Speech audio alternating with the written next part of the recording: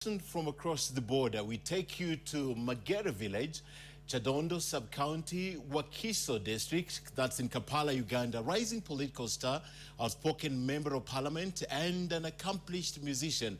He's now the subject of state crackdown, brutally beaten together with 32 others, detained, charged with treason, detained in a military facility, and sent abroad for treatment. Later, a personal reflection on an artistic impression, and back in time on Timebar. It's bold, it's candid, and it's open.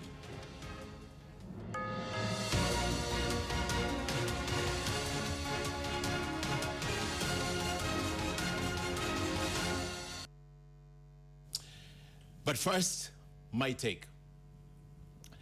Now, what started as an isolated call for referendum to change the constitution are steadily gaining momentum, and although the default reaction will be to ignore them, doing so may be imprudent. We acknowledge the right from the onset that no constitution is perfect.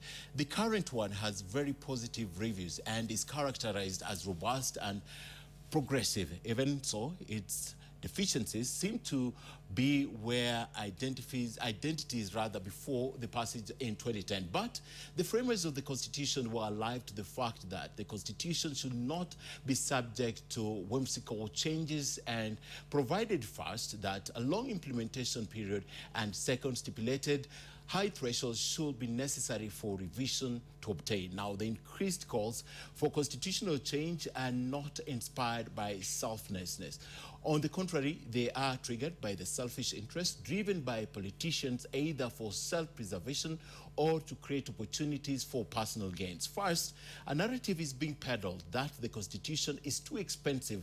That is the reason for increased taxes, hence need for review to chop excess fat. Now, that is not the honest discussion. A critical review of the budget shows that we suffer due to planning, that's poor planning, poor thought-out political decisions, irresistible appetite for borrowing, inefficiencies, pilferages, and outright theft. Now, to be sure, Kenyans had reasons to create the new institutions of governance. Precisely, the objective was to dispense power from the center and invest in many institutions.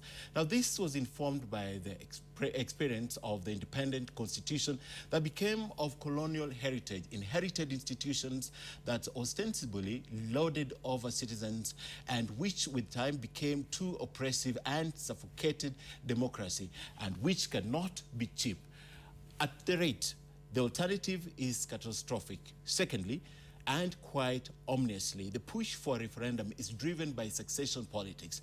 Now, those speaking or seeking to ascend to power are those rooting for self-preservation. They are pulling everyone else into the noise, which at this point in time is quite unnecessary. If it's not lost that as the calls grow louder, the Constitution has not been fully implemented. Now, several provisions, among them the gender equality law, has not come to pass. In other words, it's premature to contemplate constitutional changes. And three, the timing and the circumstances are not right. Now, the referendum is very expensive, and more so when laced with the politics of successions. Now, the country is still reeling from the acrimonious election last year that created deep divisions that are yet to heal. So it's injusticiable to contemplate going through a referendum anytime soon. Not only will it raise temperatures, but entrench existing divisions and create even new fault lines. Now, we cannot afford that. This is the time for economic recovery, political reconciliation, and creating social stability. Calls for referendum are premature, as they only serve to divert attention from the matters to the citizens, or matters that matter to the citizens. In the words of Mahatma Gandhi, the human voice can never reach the distance that is covered by the still small voice of consciousness.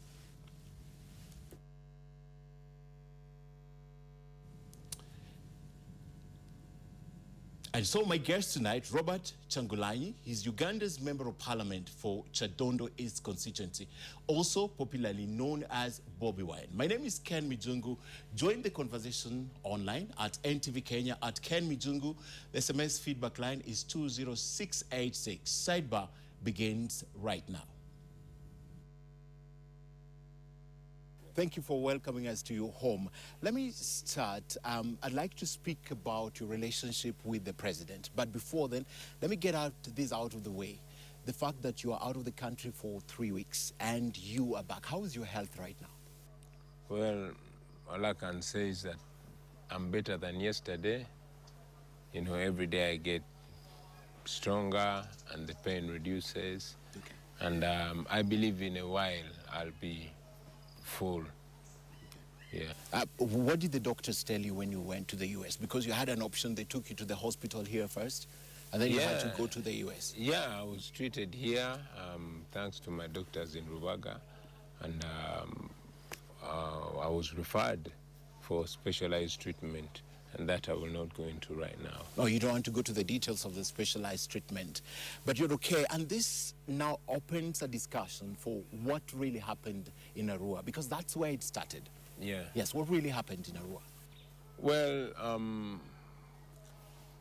we had gone to Arua for campaigns, but again, the president was there also. Whatever happened, but ultimately, my driver was shot dead. And I believe it was an assassination attempt on me because I was sitting in the place where Yasin sat just a few minutes later. So my driver was shot dead, and I was brutally arrested together with other people, beaten so bad, tortured, you know, and then detained. I was detained in a military facility where the government, you know, brought 2 machine guns and claimed they found that you had firearms in your room, in your hotel but room. Later on, those charges were dropped. Okay. But I was later arrested again and charged with treason. I will not go in the details of that case because it's in court. It's in court. But anyway, I am here. I would rather look at the positive, not the negative. Okay. I know that I'm alive, and I know that, you know, God is on side of what is right. Okay. For the Kenyans who are watching this, they don't really understand the stakes that were at Arua. What were the stakes like? Because you were supporting an independent candidate, and the president was supporting his candidate from the party? Well, the president was supporting a member of his ruling party, you know, and I was supporting an independent candidate, the Honorable Cassiano Wadri, and I'm glad he won. And it was basically a contest of ideas like it is supposed to be, you know, yeah. Okay. And we won. We also saw at Arua later, there were claims that your entourage, you party members, you supporters, not party members, but supporters, stoned the president's car. Is this one of the charges that have been brought against you?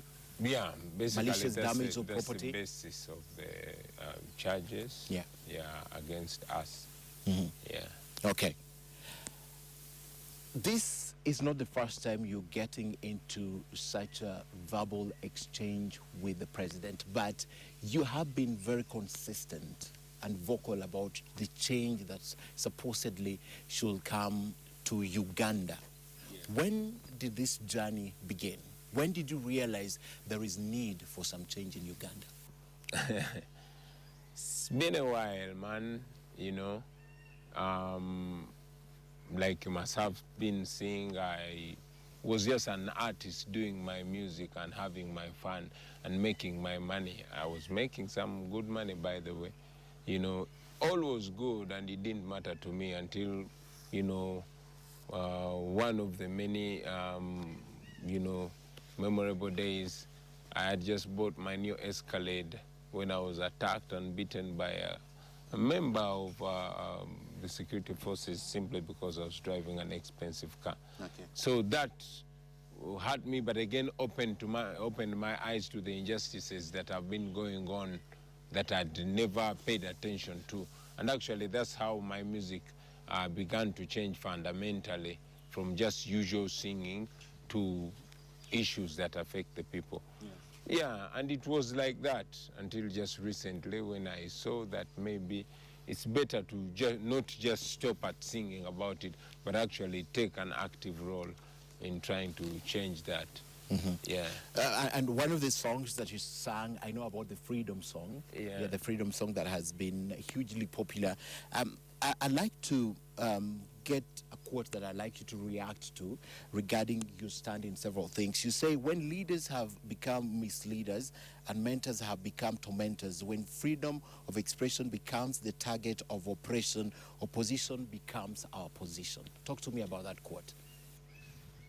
Yeah, when leaders become misleaders, you know, our leaders used to be good leaders, you know. Our president used to be one of the best African revolutionaries. You know the stories. He was a great revolutionary. And when our mentors become our tormentors, when I look at our president when he was around my age, the words we were saying, that's the best example to follow. And that's why we are following into that line, you know, to resist what is wrong, although for us we think it's better and more civilized to resist peacefully, like we are doing. It's not been peaceful, Bobby. It's not been peaceful for you. Well, yeah, but on our side, we try to, you know, to stick to the rules, to the values. And our values is not hurting anybody, but asserting your right and making somebody know what is right and what is wrong, what hurts the neighbor, and what, you know, makes you live in peaceful coexistence, you know. So that's why I say when mentors become tormentors, you know, opposition becomes our opposition. Are you specifically referring to someone in that song? Not someone per se, because the situation here in Uganda, in my opinion, now is not, although it anchors on an individual, but it's not only for an individual to salvage, you know?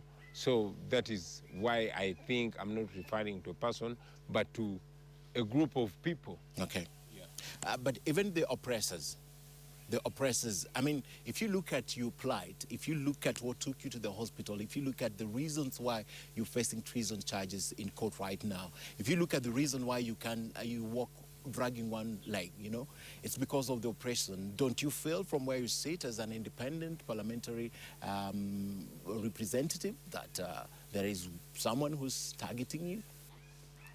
Yeah. Although I'm a member of parliament, I would rather communicate to you and indeed to all my Kenyan brothers and sisters as a common person, because I don't go there to represent being an MP. No, I was already an artist, but I go there to represent that common voice, the same that I represent, yeah? So when I'm being targeted, is to ensure that the targeted and already affected millions and millions don't rise up. Okay. You understand? Okay. If I'm beaten for speaking out what I believe is right, you know, look, take a closer look, a wider look and see how many wananchi get beaten. And then you realize that others get beaten in a different way. So yes, I am targeted, but because I try to open the eyes of those people that are oppressed. Do you believe specifically that President Museveni is targeting you as Bobby or as Robert? I would hate to reduce this whole issue to just me or just President Museveni. No, this is an issue of more than 40 million people. Okay. The Ugandans that are misgoverned, the Ugandans whose future continues to be uncertain, the Ugandans that die every day giving birth, those Ugandans that live with big ideas and big aspirations, yet the conditions don't make it any possible for them to achieve that. Okay. So I think this conversation should widen beyond Museveni or beyond Bobi Wine, and we start looking as Ugandans or as East Africans, the kind of population we want to be, the kind of people we want to be. Okay. And that depends on the kinds of leaders that we have. Yeah. Specifically, the reason why I'm asking this question, you had a press conference earlier in the week, and among the things you said, let Ugandans go. You're referring directly to the president. Yes. Yes. Yes. The president is too powerful that he gives these you know, views that are disrespectful and oppressive to the people, and he does not seem to care, you know. For example, he knows that we are enslaved in the poverty, we are enslaved by the overtaxation, but at the same time, he says for him, he is nobody's servant, you know. And yet leaders are Works supposed for his to be grandchildren and himself. You don't say that to us, and yet we are the ones who pay taxes. Okay. You get what I mean? You have to free us so that we decide.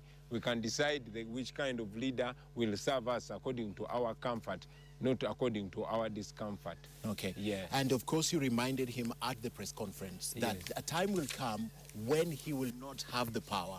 Yes. And you'd like him to imagine what it will be at that time when he doesn't have power. Yes. Why is that necessary at this time? No, listen, when President Museveni was my age, yeah, he promised so much, and that is the Uganda that our fathers envisioned.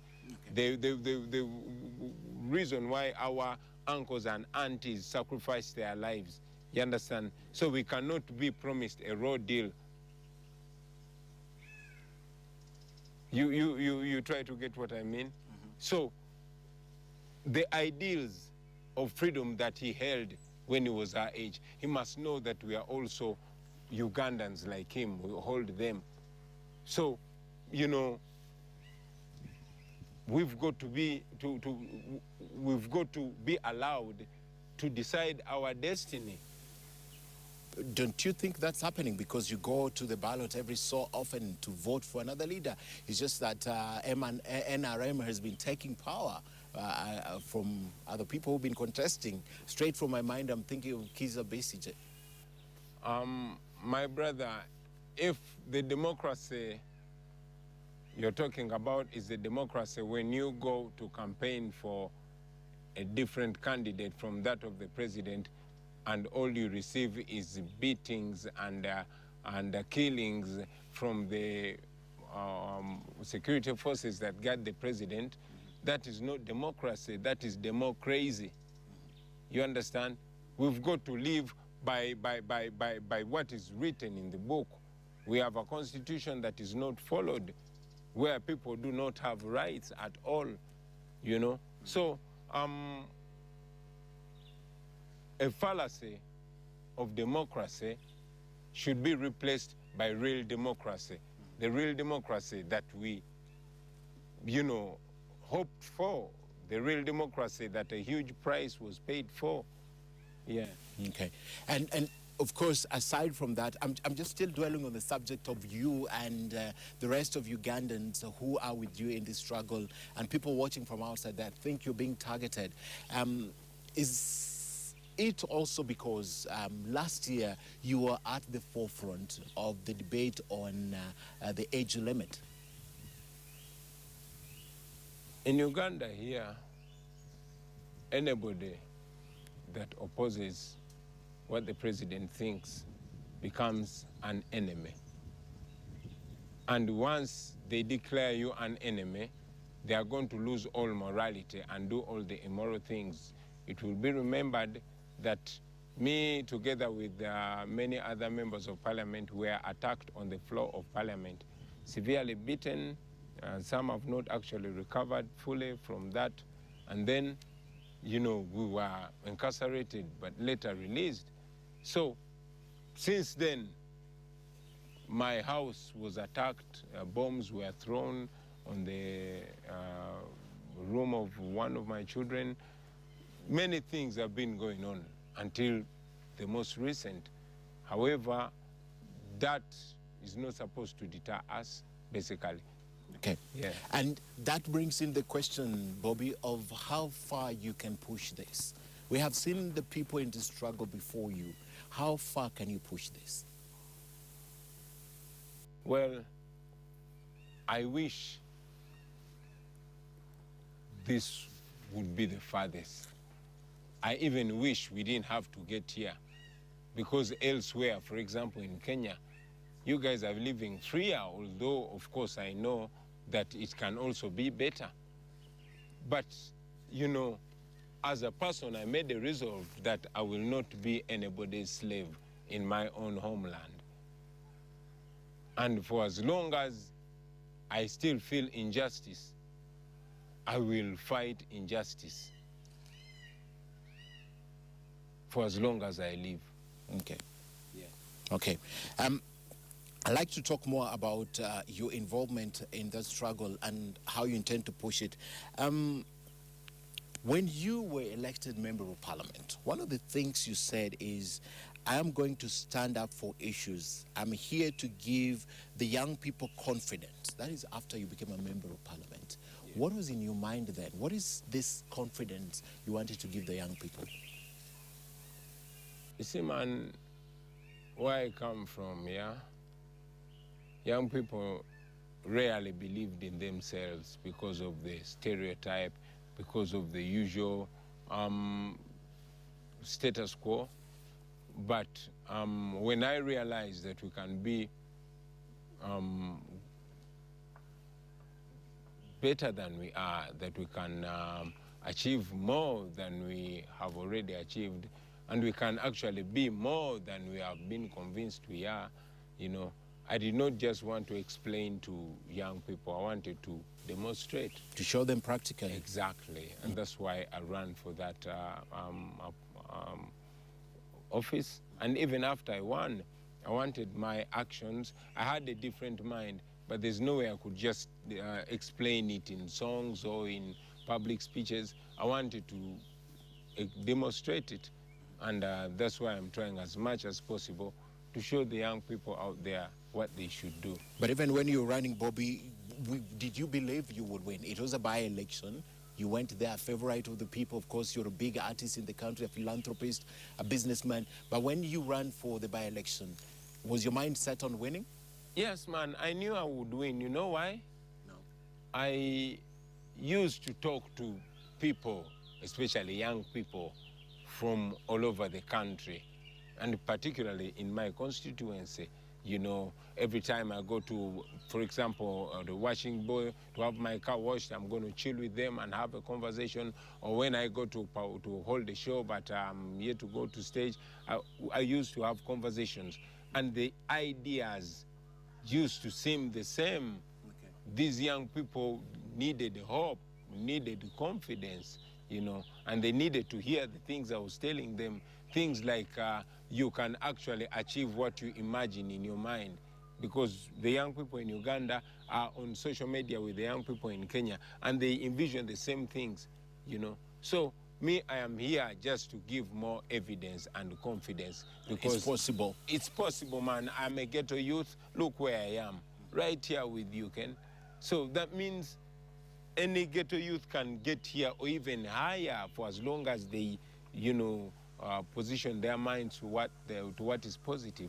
Okay. Yeah. You just mentioned you're a ghetto youth, and when you were at the ghetto, you were called the ghetto president. Yeah. I'll talk about your ambitions if you intend to be president, and if you're pushing that. But I'm also interested in the youth aspect, in that, don't you think at one point, Bobi, you became the voice that rallies the youth? And I'm just trying to be nice and not say inciting youth. Well, first of all, even if you said I was inciting the youth, I would definitely disagree with you, because I think calling upon young people to change their behavior, to drink less and work more, to talk less and act more, to think about what is good and embrace it and reject what is bad, I don't call that inciting. Okay. Maybe if the devil said I'm inciting against the devil, you know. So that started, you know, quite a while ago through my music, and it is the way I've been living. The more I grow, the more I try to see what is right and show it to the younger ones. Yeah, you must remember, I never used to be serious about life the way I am. I was a young man before, and I did my crazy things before, but the more one grows up is the more one learns through the things and tries to paint a good road for those ones to come after him. So you say in your words, the way you frame them, you're not inciting the youth? I'm definitely not inciting the youth. Okay. On the 6th of September, you sat with the BBC and had an interview.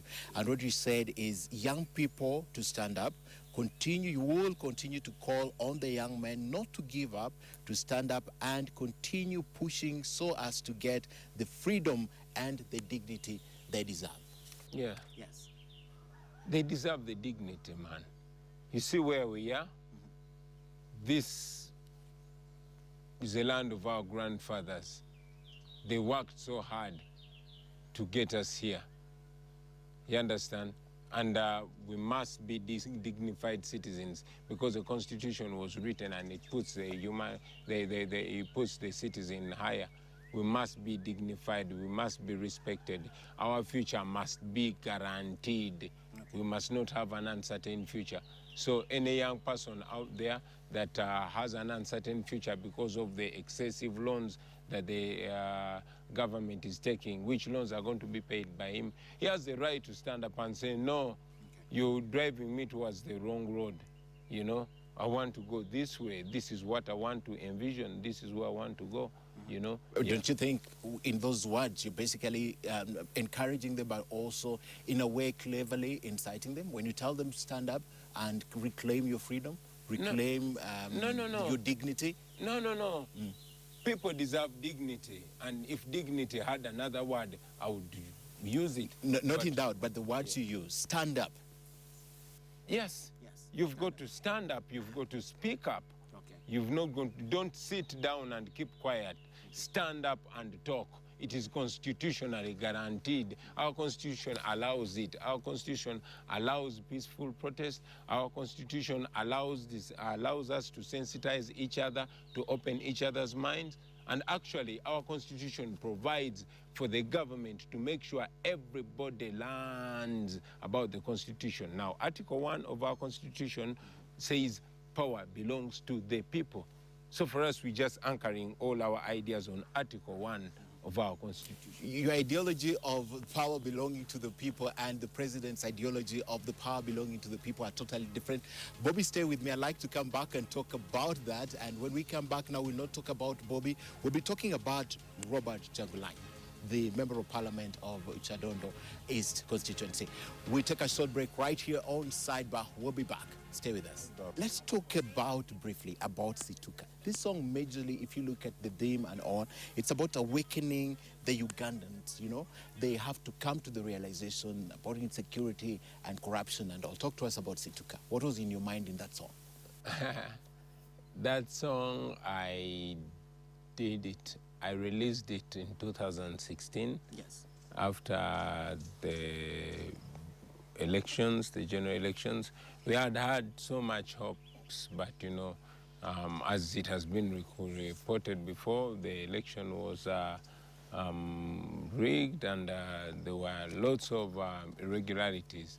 But worst of all, the whole city was besieged by soldiers, and people could not do anything. So Dr. Besigye was arrested from his house. Put under house arrest, yeah. Yes. It was a sad, sad feeling, not only with me, but I believe with many people out there. So many people lost hope, yeah. And of course, when I was thinking, I did not just think about them. I thought about so many people who tend to lose hope when terrible things happen to them. Okay. So I sang that song, you know. At that time, did you think you'd get into politics, active politics, and not as opposed to just expressing yourself through your songs and art? No. You hadn't contemplated getting to parliament? I'd thought about it some time ago, but I had not told anybody, really. You know, many times it did not, you know, come to me that I will run. So me running for parliament, it was more of an emotional decision, okay. You know, where you're like, okay, now who's going to say this? But hey, why don't I get there? Why don't I go there? So I was just with Nubian Lee, my friend, having a chat, and then I brought the idea to him. And he seemed to agree with me, but we did not talk about it for a few more months until there was an opportunity. Okay. I'd like to know, from what you say, why was it an emotional decision for you at that time? I would say it came out of,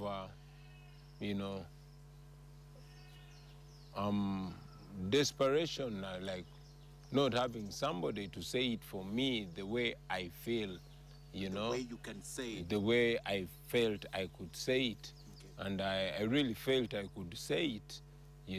I was determined, I'd resolved, So I put my foot forward. In this journey now, as a member of parliament, you seems to have thought about it. Now there's a new ideology you are planting in people's minds. You have been the ghetto president for the longest time. And part of the reasons why a lot of people believe that you are targeted is because you want to run for president of Uganda. Well, whoever thinks like that has their own reasons.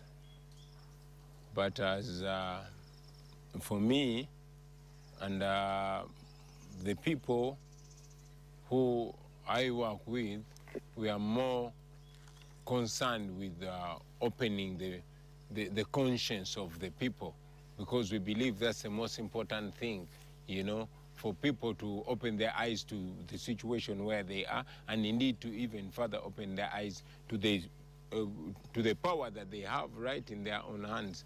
If we succeed in that, it is not a matter of what position, what anybody takes now. It is about all of us waking up to the fact that we can actually decide where we want to go. Okay. As at now, as Robert Changulanyi, you are not thinking of running for president in 2021? I would think that's diversionary, really. How can you even start thinking for president, to be president, if you're not free? You understand? Okay. So we are trying to get like minds together. And then, who leads us to whatever destination does not take any time to decide for, as long as you are where you're supposed to be, which I believe we're not yet. Okay. Yeah. At this particular time, you don't have a political party. You are an independent candidate. In fact, no one can make a guess about what party you will be able to run in. You're an independent candidate. But one of your allies, that Mugisha Mutu, just resigned, and he's your ally. And a lot of people are now thinking what I'm thinking. Are you thinking what we are thinking, that there is a way you are forming or realigning on this?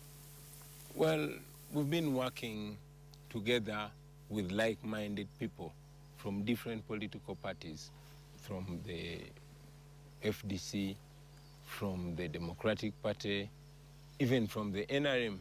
Even if these comrades had issues in their parties, we were working on the common principle that we all want a Uganda free of dictatorship. Okay. And yes, we will continue doing that, working with all like-minded people, brothers and sisters, regardless of what, controversies exist in parties, We now believe that we just need to come together, and it's going to require all of us to come together, okay, which I believe we can achieve, and okay, we will achieve. Okay. And under your ideology, you talk about people power, our power. What is the clock for, and why is it at exactly 3 p.m.? Now, that's a good one. When I was running for MP, I used the clock. And that clock, after using the clock, people drew a meaning out of it, especially the young people. They started, showing all the politicians that don't represent them that it's time for change. It is time for the new generation. It is time. So it started making more sense than just a clock. And yes, when our colleagues were printing, we started using it even on the T-shirts. However, we are keeping on reinventing ourselves as people power. But the principle remains that all of us who believe that power belongs to the people, as enshrined in Article 1 of our Constitution, are coming together regardless of political party, regardless of religion, regardless of tribe. No. From wherever you come from, for as long as you are a Ugandan who is fed up of oppression, a Ugandan who wants to be part of his or her own country, we're coming together under this umbrella that we call people power. People power. And of course, you say the discussion or conversations around you running for president in 2021 is premature and diversionary. But I'm still thinking these conversations are important to you. Don't you think you're just afraid of having that conversation? Don't you think you're just afraid of coming out to talk about this? I think it would be irresponsible to start talking about positions of leadership now in a Uganda where we are. In a Uganda where I am member of parliament, I have a responsibility not only now to represent my constituency, but because I am connected to the people, especially the young people across the country, I find responsibility to open their eyes to this. Presidency is not any single person's responsibility. But what kind of presidency it is it? We even have a president now who is the boss, and yet we as citizens are supposed to be the boss. You understand? Okay. So I strongly, strongly believe that right now the issue should be how much people have been blinded, you know. If we talk about presidency, it will be reducing it to a few people.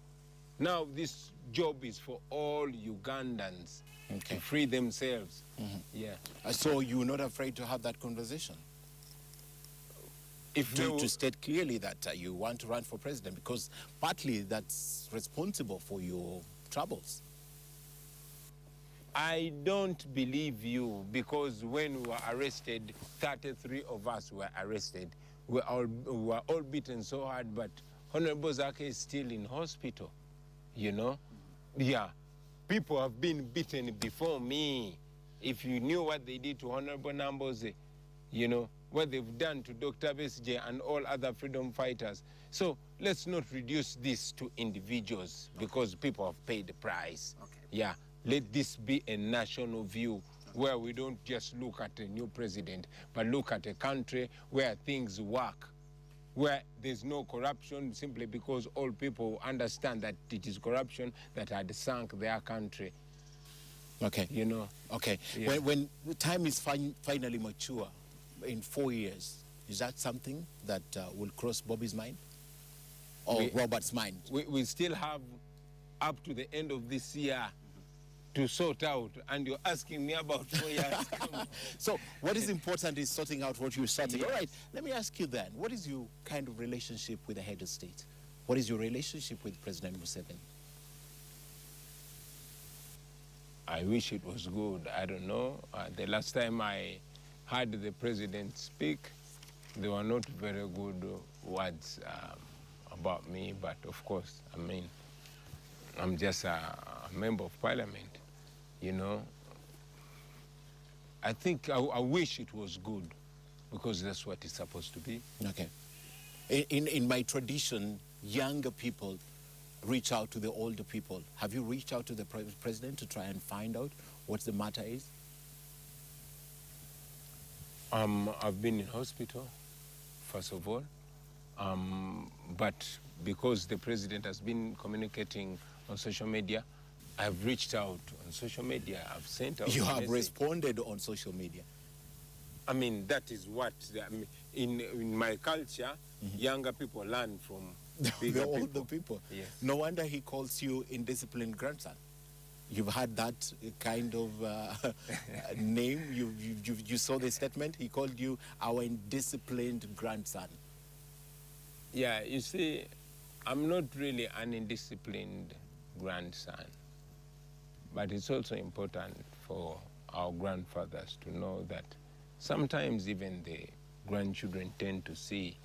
For example, now I am the kind of grandchildren who want to take care of the grandfather, You understand?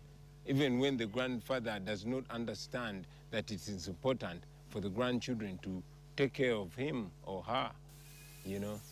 Yeah. Okay. After that comment, there was a statement that was sent out by the president. I believe you were outside the country. Did you have a straight response to the president through the channels after he referred to you as an indisciplined? He was trying to discount your injuries and the theories that you were injured during the Arua arrest. Well, honestly, I still believe that it is not right for me to respond to everything that the president says.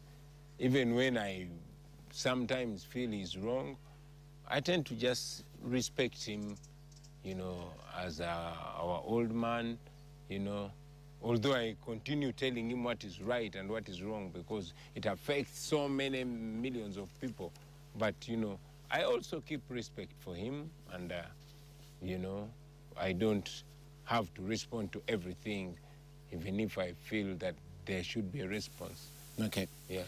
After the acrimonious way in which the age limit was passed in Parliament, there was a lot of sentiments, and at one time the majority whip said that you are lying to the people when you said Uganda was bleeding, and partly your statements at that time are believed to have sparked the row that was in Parliament. Would you take responsibility for that? For opening the eyes of the people, including some MPs, yes, I take responsibility. For speaking the truth, yes, I take the responsibility.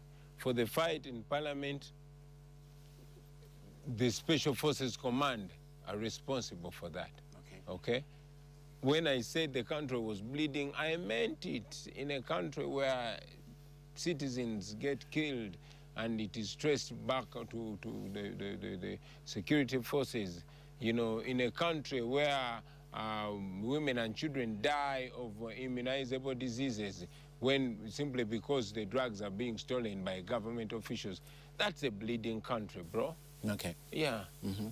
At one of the television stations during a show that you were sitting together with other people, including Mwenda, you claimed that the president has killed 500,000 people. The president started an armed war that killed more than 500,000 people. That's a public secret, right? Everybody knows it. And that is the main reason why I despise violence. That is why I believe that even if I agree with whatever President Museveni was saying when he was my age, the only thing I disagree with him is that I believe it can be done peacefully, not through killing innocent Ugandans and bombing buildings. Yeah? We will speak truth to power, and they will listen. Because as they listen, even all Ugandans will be listening. Okay. And never again will they be asleep to the fact that they need freedom. Okay. Yeah. I wanted to ask if you thought at that time when you made that statement, it was at the spur of the moment, you believe in it, or you thought it was an irresponsible statement after you made it? When I said? When you said that he has killed 500,000 people.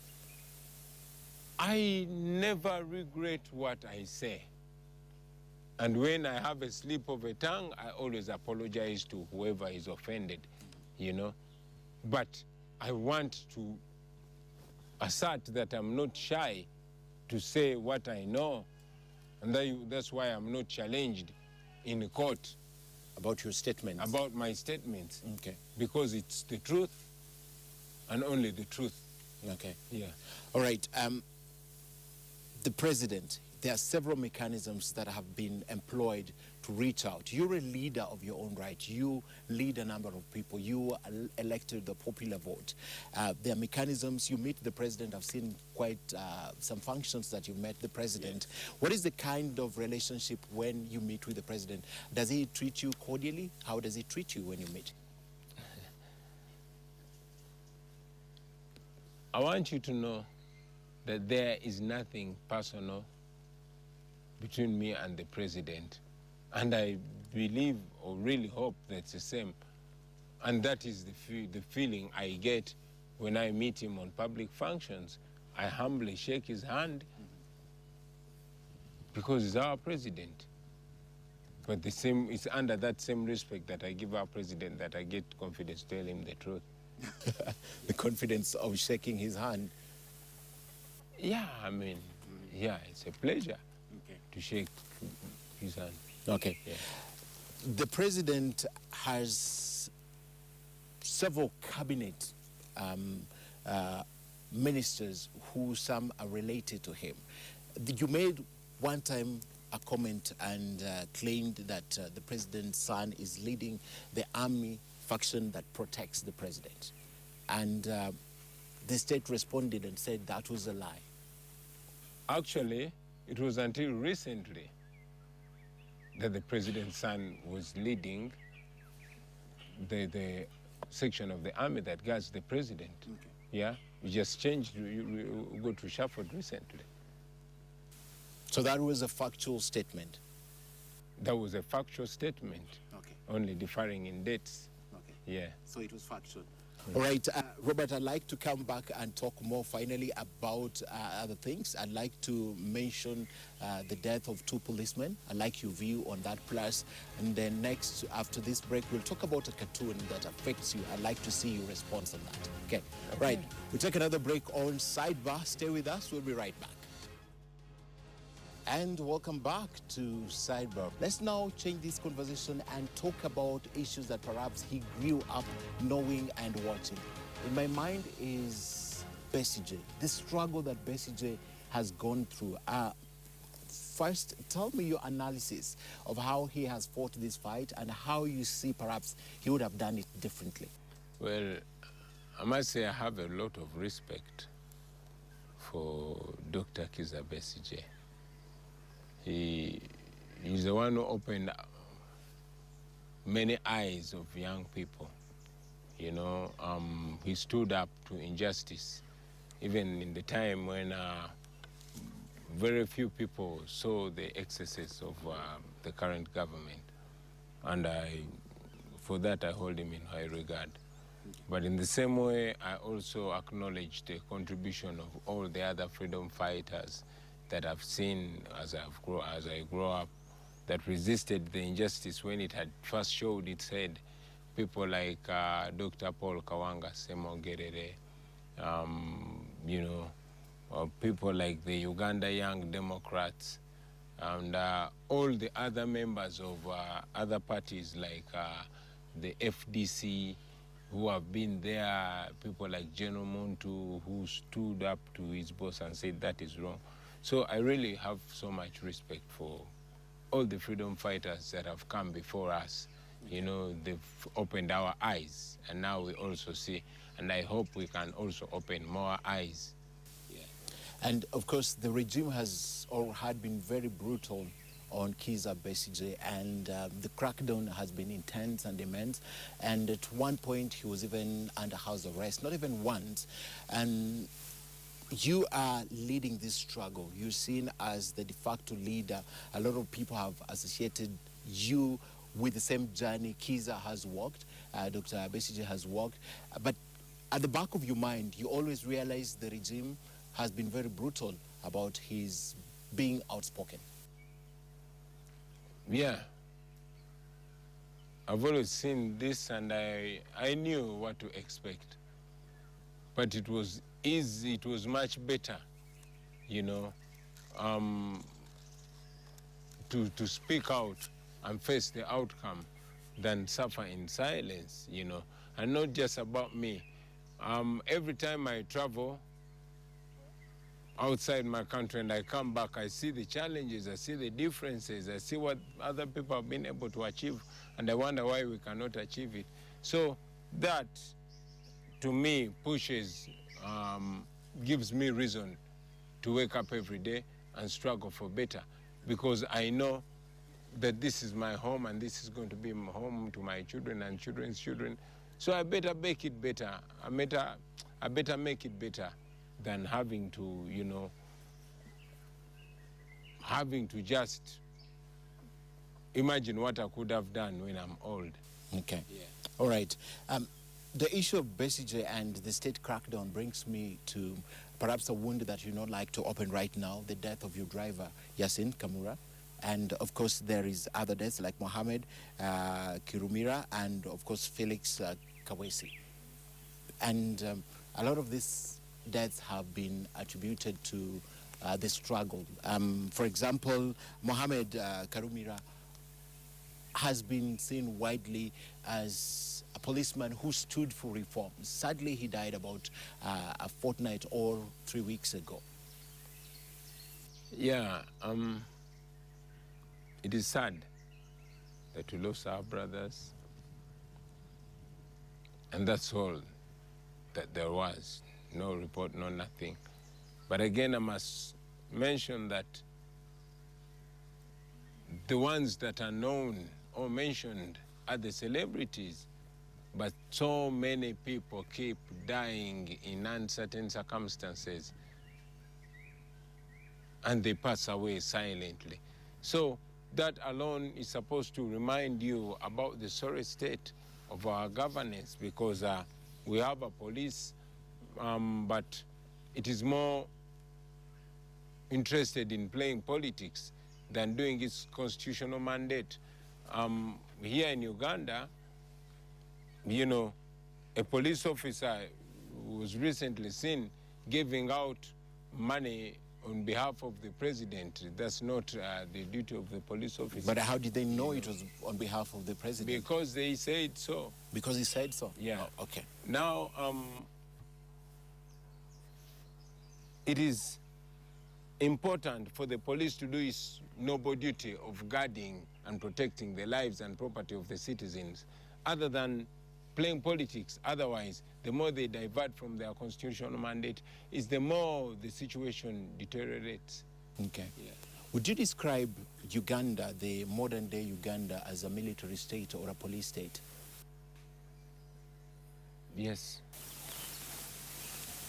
Which one? Which one? Military or police state? I think Uganda has slowly degenerated into a military state. And to confirm this, look at the day I was coming back from treatment when the whole airport was besieged by the military. Military took over the work of the police on all police stations. You know, it's a military state. Okay. Yeah. Okay. Let me bring in your family now. You young. I just realized you're just about a year older than me. And of course, you have a young family. What do they tell you? Do they urge you on? Don't they fear that you increasingly touching live wires? Well, my family fears. But what can they do? Nothing. You know, they know what I'm doing is right, and they stand with me. But again, they keep expecting the worst every day, you know. They've seen this before. However, we keep praying together. Every time I get with them, you know, I try to make them, you know, feel strong, but it's challenging also. Okay. Your children, how do you explain to them, for example, being in hospital for a week, disappearing and not being able to talk to your wife, Bobi, and your children? How do you explain to them? Man, it's hard. You know? Yeah, but the children, Bobi helps me talk to them, and then I also talk to them. I explain to them the situation, that the kind of country that we are living in and how we can make it better. And they agree with me that I've got to do what I've got to do. Okay. Yeah. Yourself, do you fear each time you drive out of your gate? Because I even realized that a few people I've spoken to tell me you don't even walk around with bodyguards. Sometimes you drive yourself. Do you fear sometimes you might walk out of these gates and you'll not be able to come back?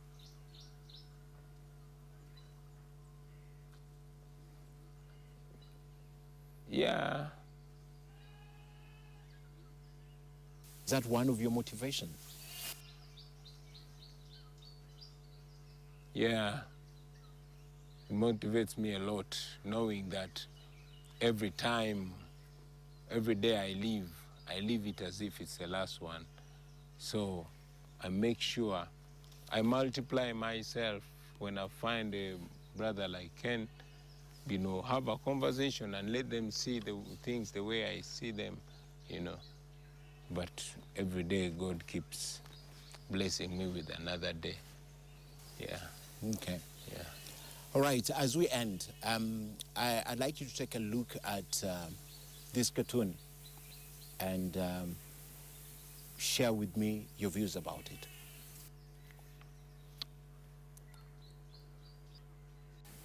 All right, what do you think of this artistic impression?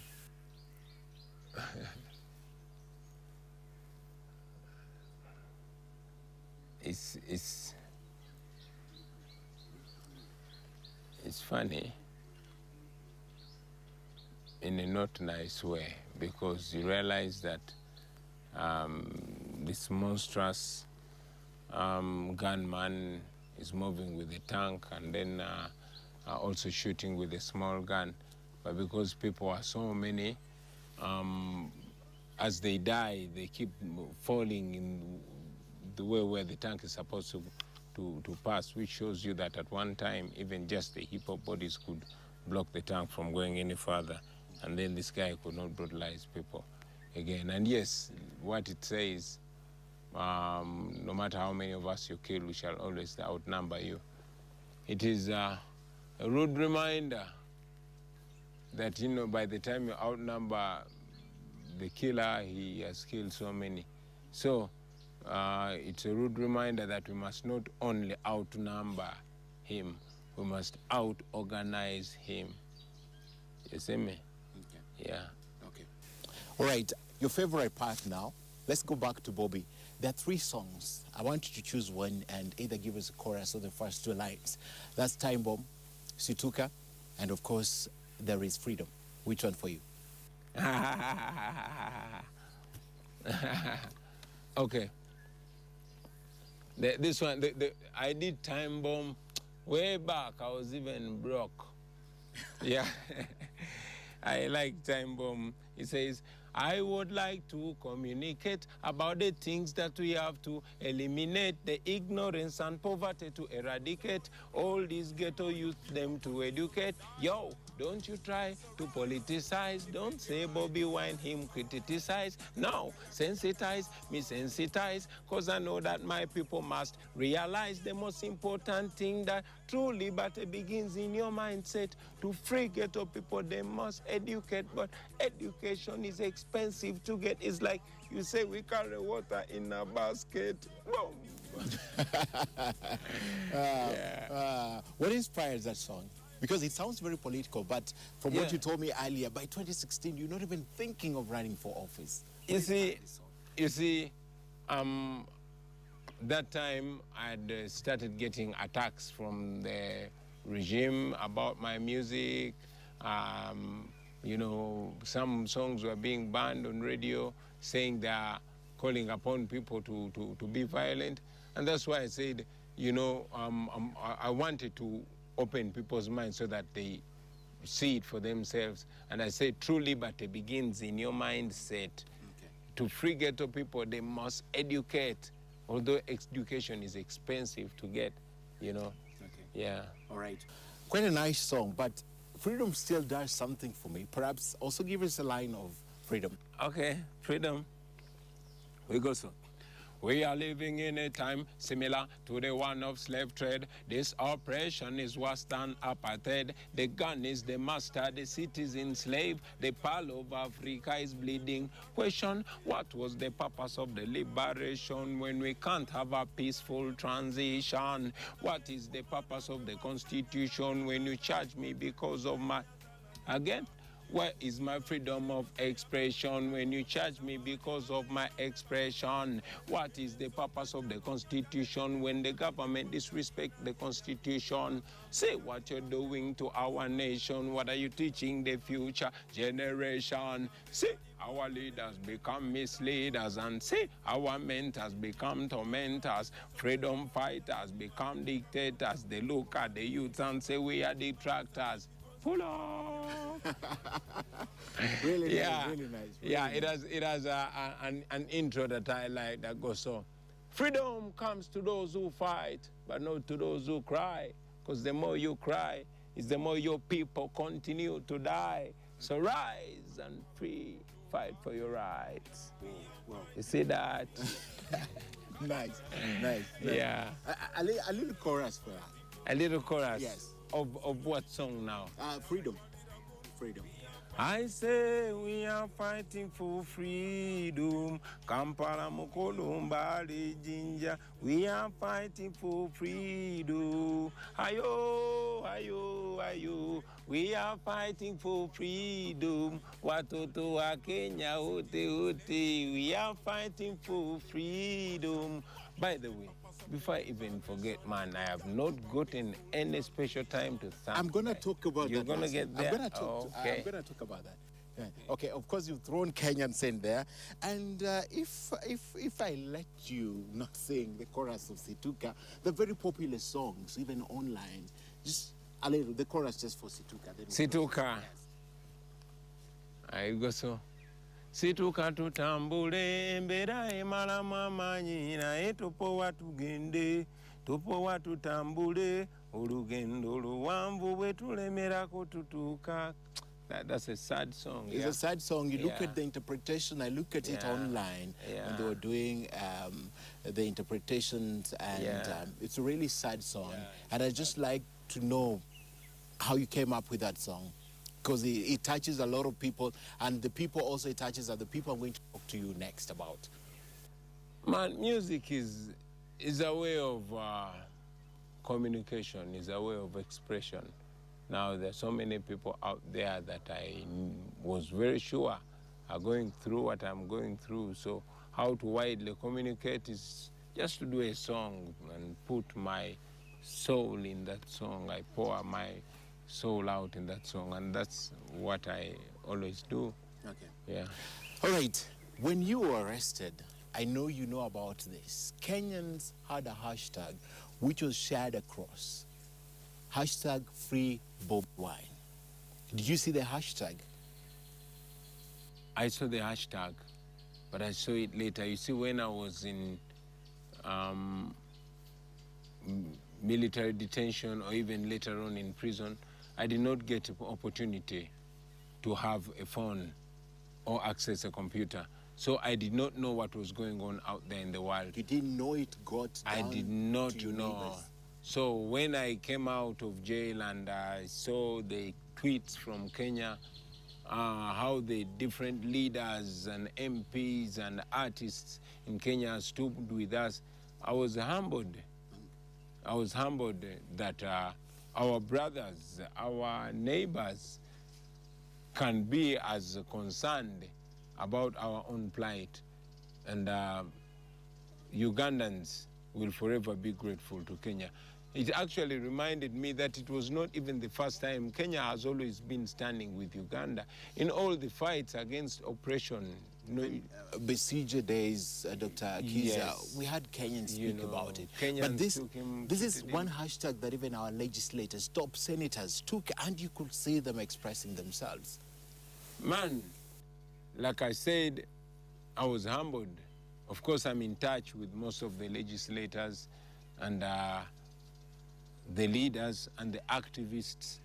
And guys, you know, we were humbled to know that you have your eyes on us, and I pray that you keep your eyes on us as we also promise to keep our eyes on you. We are our brothers keepers, right? So it felt so together. We didn't feel like we were crying in the dark, like crying alone. We felt like our brothers were there. And we continue to, you know, interact with the brothers and sisters from Kenya. And I also hope to visit Kenya pretty soon, you know. Okay. Thank you very much. Webari. Karisewo. Webari. And of course, when you come to Kenya, we like to host you again and talk about the developments. And we wish you really well, get well really quickly. And I hope Bobi is taking good care of you. Thank you. Thank you very much. It's been good having you. And God bless you. Thank you for hosting us in your home. Cheers.